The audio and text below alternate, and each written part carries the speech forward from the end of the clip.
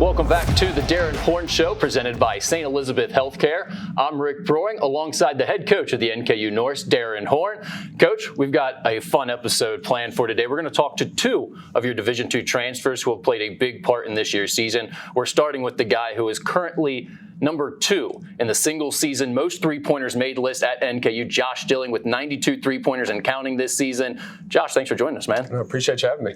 Coach, take me back. We were just talking before we came on air here, and you said you gave Josh Dilling, quote, the worst recruiting pitch of all time. So that's where we have to start this interview. Tell me a little bit more about how you convinced him to come to NKU, or maybe didn't convince him to come to NKU. We basically told him we didn't know if we wanted him or if he was good enough, and and somehow he ended up here anyway, right? But in the recruiting process, one of the things we really do is try to paint a realistic picture of what it's going to be like, right? And I told him, in all honesty, when the coaches first brought Josh to me, I'm like, I'm not really interested, because I felt like we needed to get much more athletic on the perimeter, and those that have seen Josh play now know that's not his strength. But the more that I watched and really studied, not only did the guy shoot the ball at an unbelievably high clip, but it was a ton of variety of shots. And these are all things now that people that have watched the Norse know.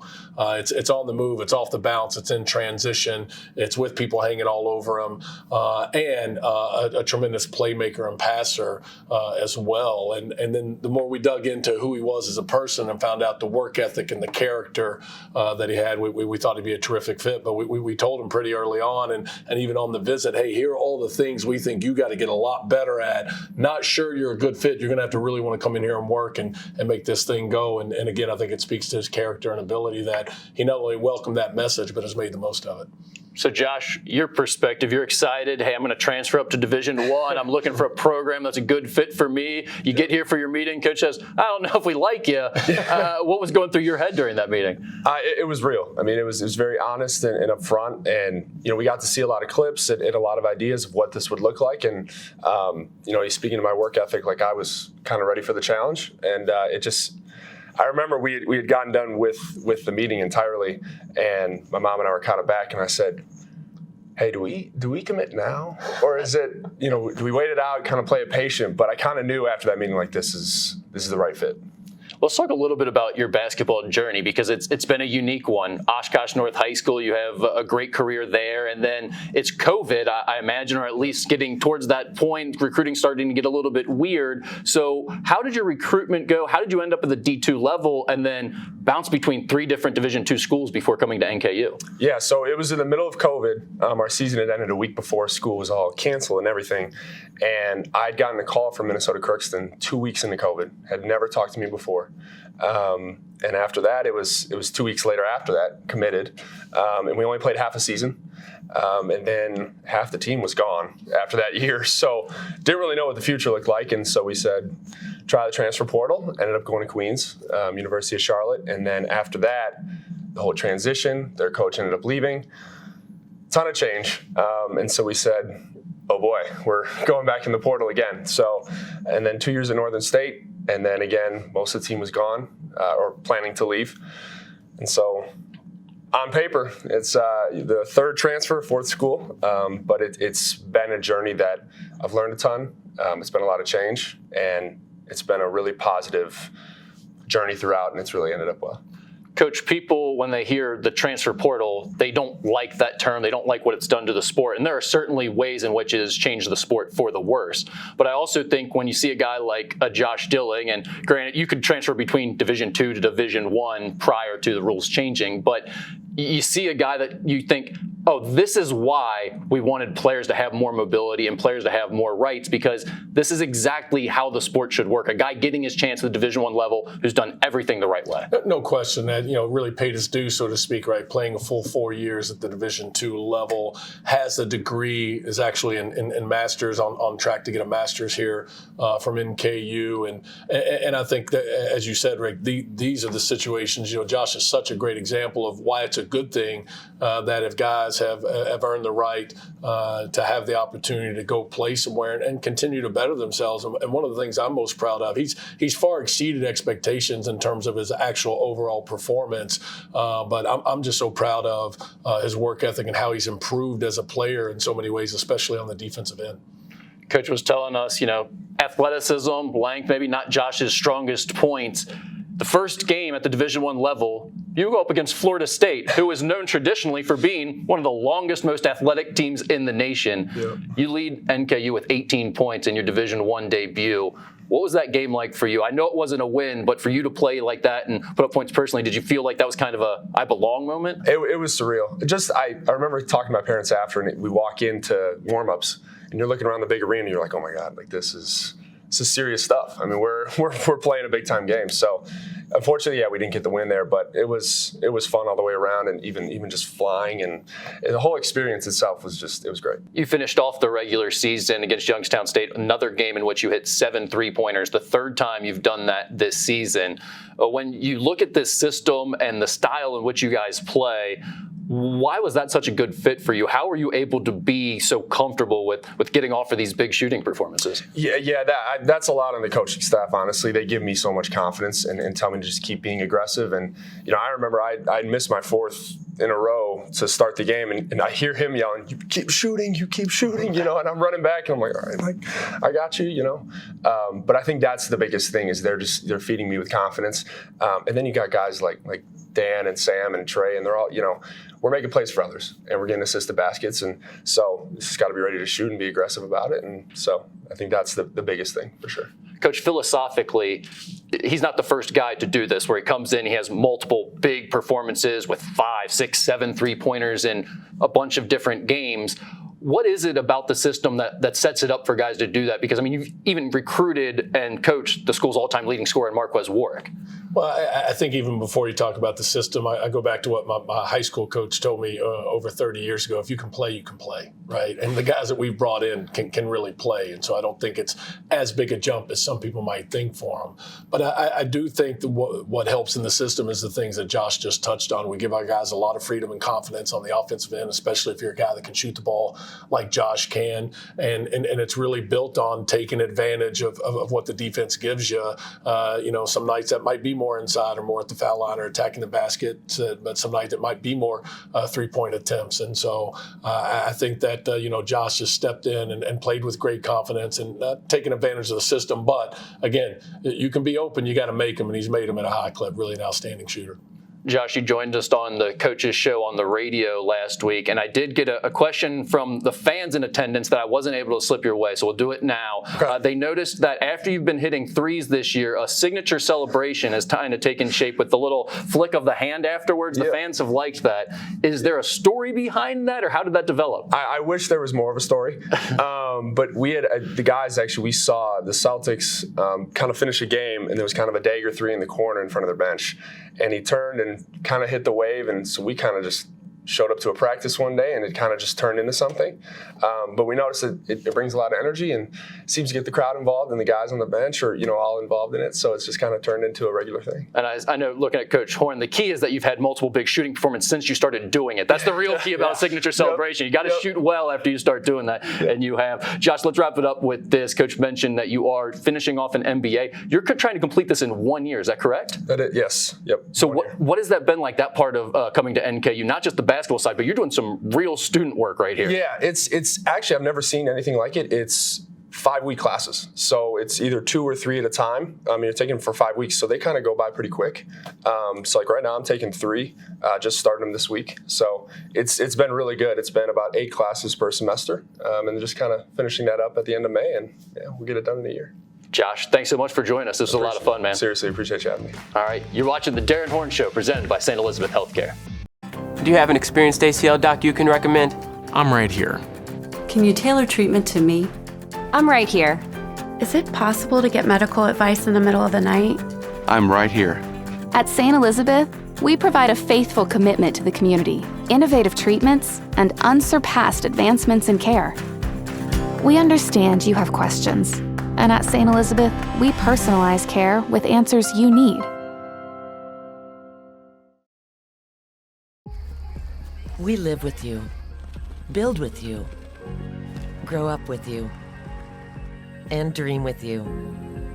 At Central Bank, we belong to the same communities you do. You're our neighbors, friends, and business partners. And through the relationships we build with you every day, we consistently serve you better. That's what highly personal banking is all about. We start with you. It starts with the slice to make fresh-cut fries,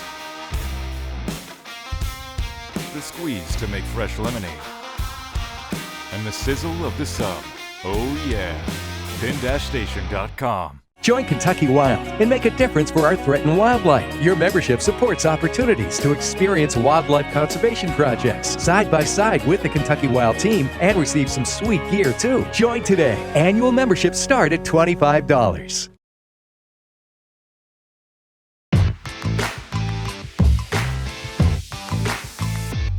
Thanks for staying with us. It's the Darrin Horn Show presented by St. Elizabeth Healthcare. For the second segment of the show, we are joined by another Division II transfer who's made a big mark on this NKU team. It's Dan Gherezgher. Dan, thanks for joining us, first of all. Thanks for having me. Let's go back to the beginning for you. You're from Brookfield, Wisconsin. What was your basketball journey like? Did you start playing at a young age? Yeah, for sure. I had cousins and uncles who played basketball, so they introduced me to the sport at a very young age. So started playing since I was a little kid. Obviously, I went to Brookfield East High School, played basketball there, and my high school coach had a really big impact on me in terms of like wanting to play at the next level, wanting to play at the highest level possible. So ever since I started being coached by him, that was just the goal, and yeah, that was it. So ever since then, I've just been trying to improve my game and play at the highest level I possibly can and give myself a shot to do that. So we were talking to Josh about his high school recruitment, and you guys entered college at a unique time in the sense that COVID was going on, recruiting was changing, coaches weren't spending as much time watching high school prospects in person. How did you end up at Michigan Tech? At the Division II level? What was your recruitment like? Yeah, so I was kind of a late bloomer. I didn't start getting recruited till like the end of my junior year. And the COVID thing had happened, which my class didn't get a COVID year for that. And then I think my last year of AAU, coaches weren't able to come live to watch us play. So it was a little rough, but I just, kept with it, and I got some Division II looks, decided that was the path for me, and did that. Try not to think too much about, not getting where I necessarily wanted right out of high school. Just tried to keep getting better and keep at it, stay positive. And after my sophomore year, my coach and I decided it was a good idea to enter the portal, see what I could get. And it was a good decision because I ended up here. So, Coach, how did you guys find out about Dan, and what caught your eye when you did learn about him?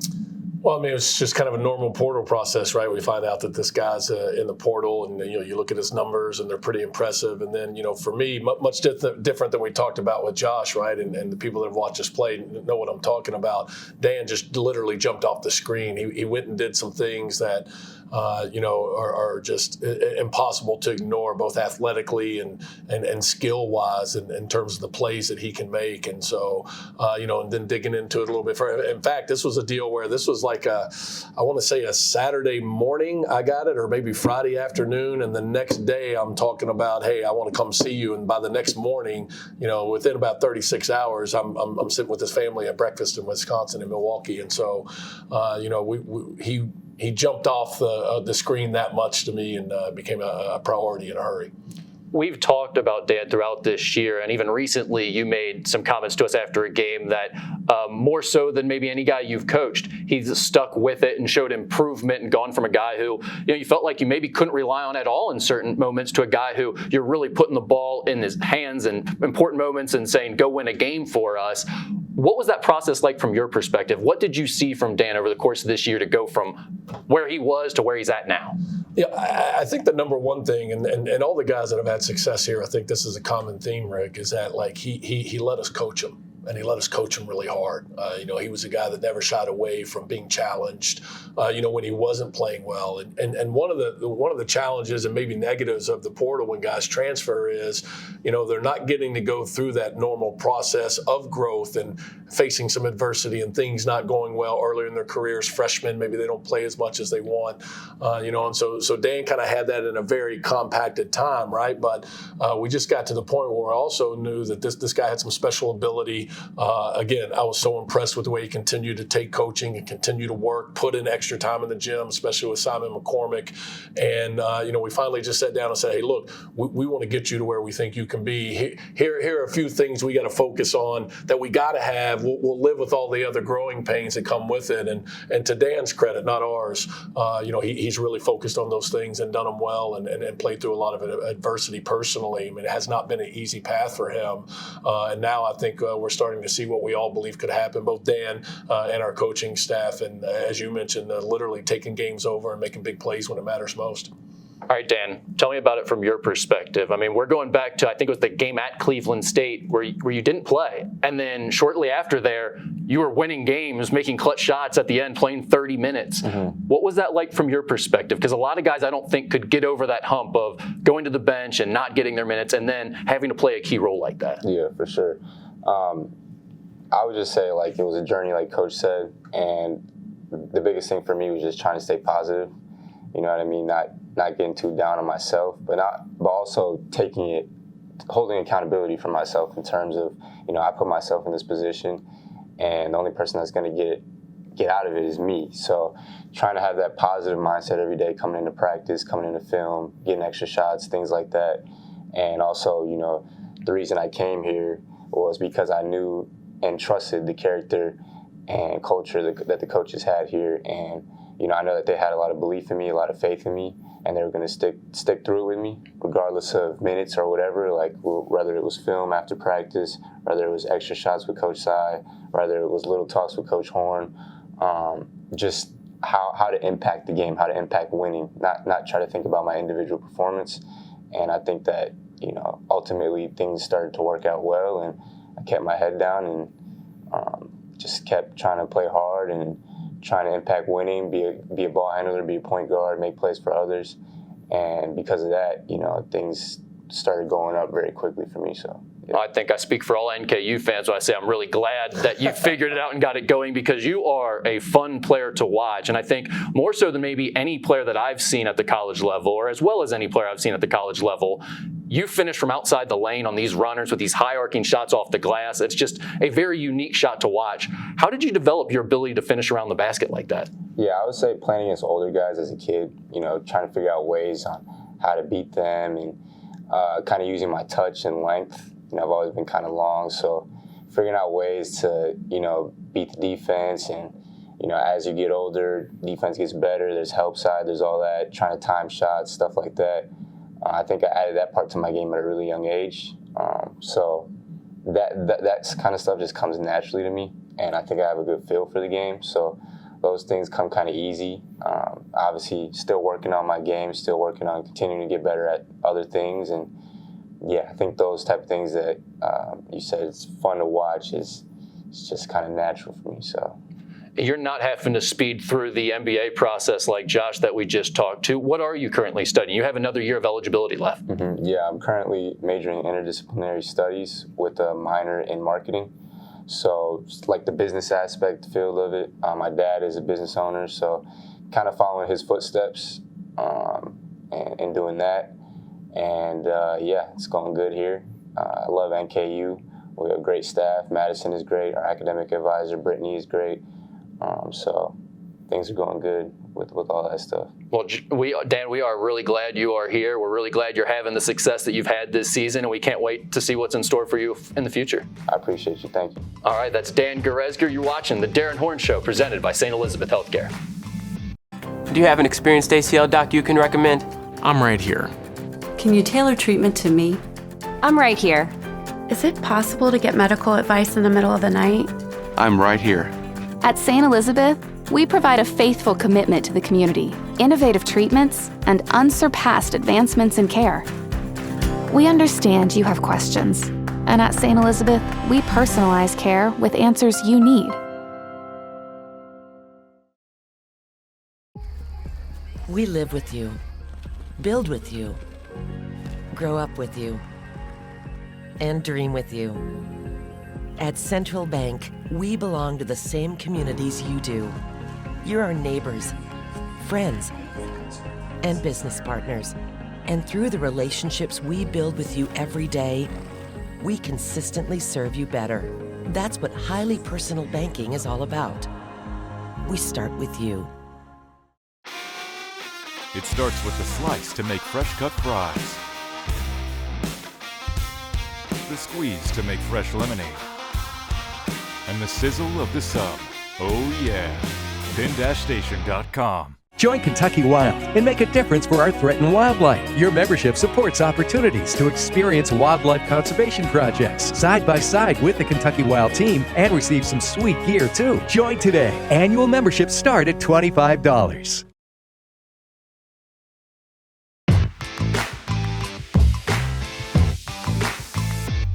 Welcome back to our final segment of the Darrin Horn Show. This segment is presented by Central Bank. Central Bank, we start with you.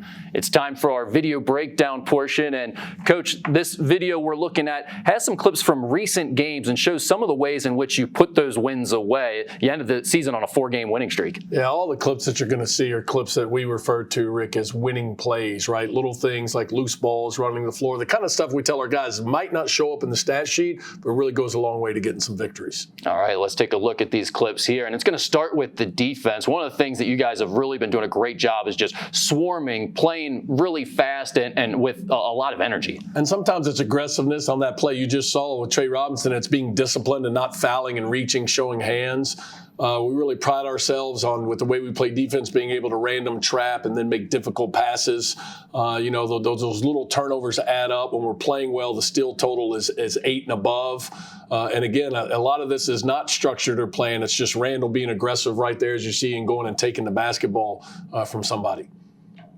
And there's Randall again at the top of the defense. And again, that's 2 points in a game. You win about 4 on the road, right? Little things that add up, and getting stops late when it matters most is really big. And we talk to our guys a lot about players making plays on both ends. And most of the time, people think that's just shots, but sometimes it's grabbing a big rebound or blocking a shot or just doing a great job of boxing out, like you saw on that play. How about your guards rebounding? They've been doing a much better job recently, haven't they? Much better job. We've got good size on the perimeter, and there's L.J. Wells, offensive rebound. Put back is big, but guard rebounding is big to being a good rebounding team.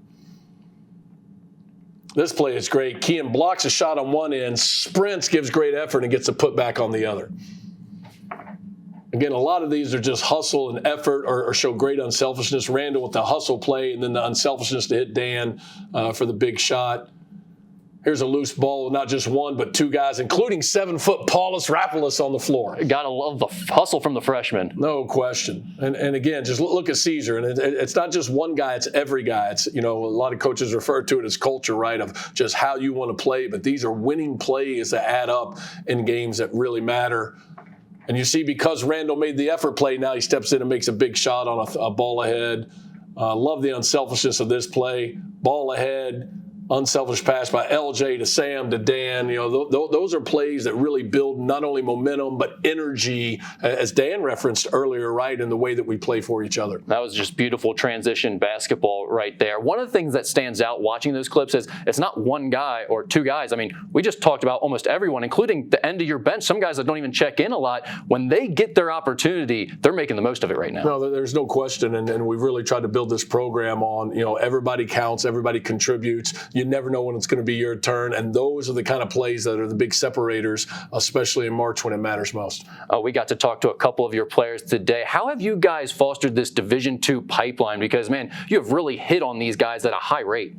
Originally, it was by necessity, right? We just had to have a guard when we got Xavier Rhodes. And then after Michael Bradley came in, we found out it's not just a necessity, it's a focus where we can go get some really good players who can help us win. Yeah, and I mean, the process for developing developing them. Do you look at that any differently than a guy that's going to come into your program as a young guy and have a lot of time? Do you look at it as like, hey, we've got to speed this along a little bit since they are here for maybe just 1 or 2 years? We take the same approach in terms of the things we want to focus on, but sometimes there's a greater sense of urgency in reminding them, especially a guy like Josh, like Michael Bradley, hey, man, we got about 8 months at this thing, right? We don't have any time to waste. All right. Well, it is March. It's the best time of the year, so enjoy the basketball. Good luck the rest of the way, and appreciate everyone watching another edition of the Darrin Horn Show presented by St. Elizabeth Healthcare.